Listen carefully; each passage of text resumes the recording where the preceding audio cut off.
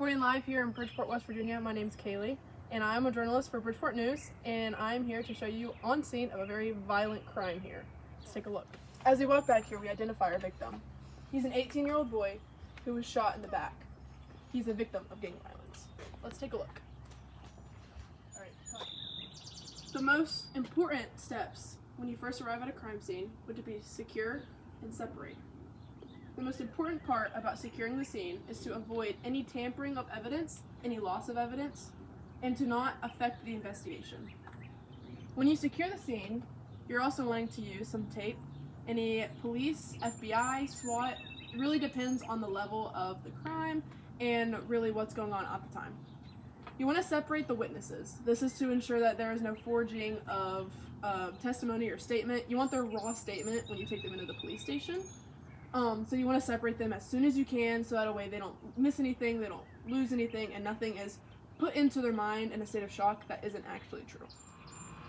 The next two important steps when you're at a crime scene would be see and scan. You're wanting to see the crime scene as it is. You're wanting to look for any evidence, trace and physical. You're wanting to look for any signs of forced entry, any key things that can help you solve this crime immediately, anything that can help you solve the crime in a couple days to a couple months, or even in the long run. The next thing you're going to want to do is scan. There are things as scan patterns. You can use that through photos. You can use that as how you're going to trace or walk through or take photos of the crime scene. It's really important to make sure that we're documenting all the evidence that we're taking. To go a little more in depth about sketching and searching, I'm going to give you a couple examples.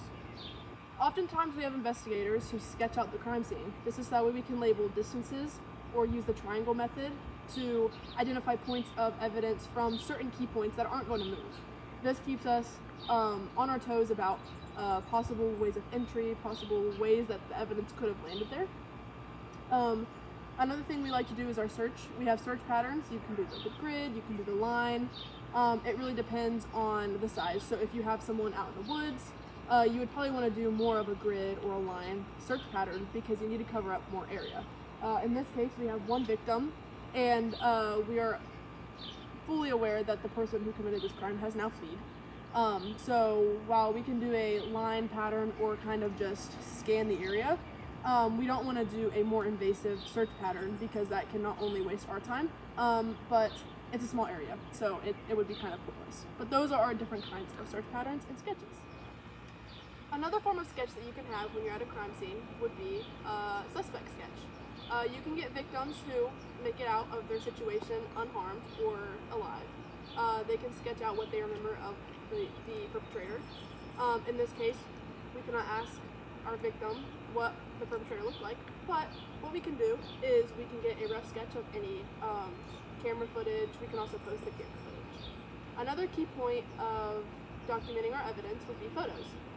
For crime scene photos, we have a couple different variations. We have a mid-range, we have an overview, we have close-up, and close-up with scale. We use close-up with scale most of the time when it's smaller objects, but we use it to scale up to something else. So that way, you know, if you ever see a penny to a grain of rice, that way you can kind of get the idea of the size compared to something else. People often do that with footprints to measuring tapes or things of that nature. In this case, we are going to be using some variations of photos to document the evidence found here on this crime scene. Our first example of physical evidence is the victim's phone. Us as investigators are obviously open to assume that this is the victim's phone. However, if we're unsure, we're going to package it and send it in for testing anyway.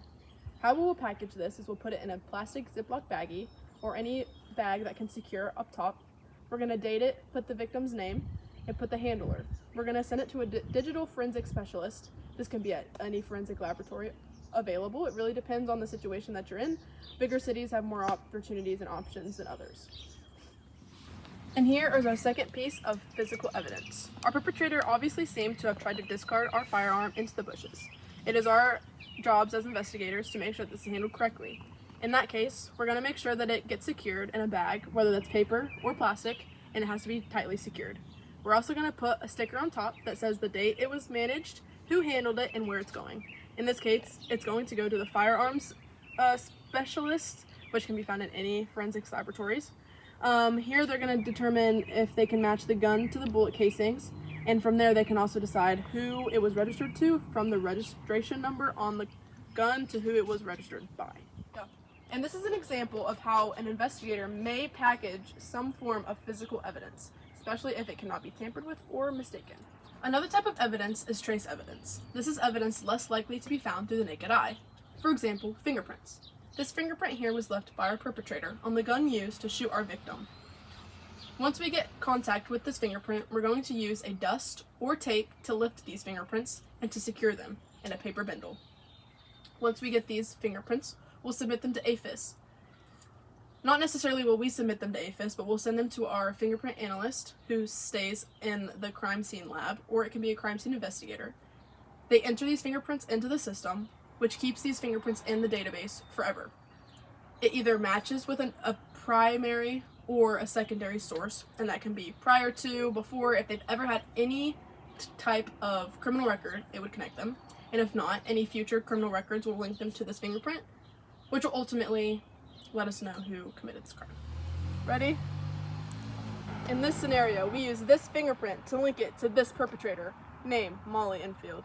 She was linked through gang violence and multiple convictions of drug use, drug abuse, and gang violence.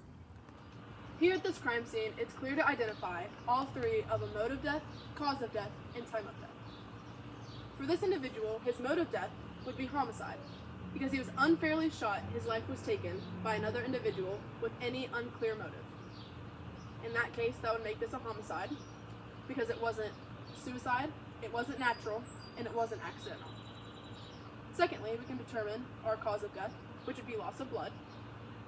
The gun hit multiple important arteries and organs, caused organ failure, and lots of blood was lost. That, in the end, was his ultimate cause of death. His time of death, we can determine, was about 3 hours ago, and we know this because the first insect to arrive to a body once a murder has occurred would be a blowfly. We only have a variation of those. No larva, we do not have any decomposition, we don't have any rigor mortis, we don't have any liver mortis. He's completely colored, but lifeless, unfortunately.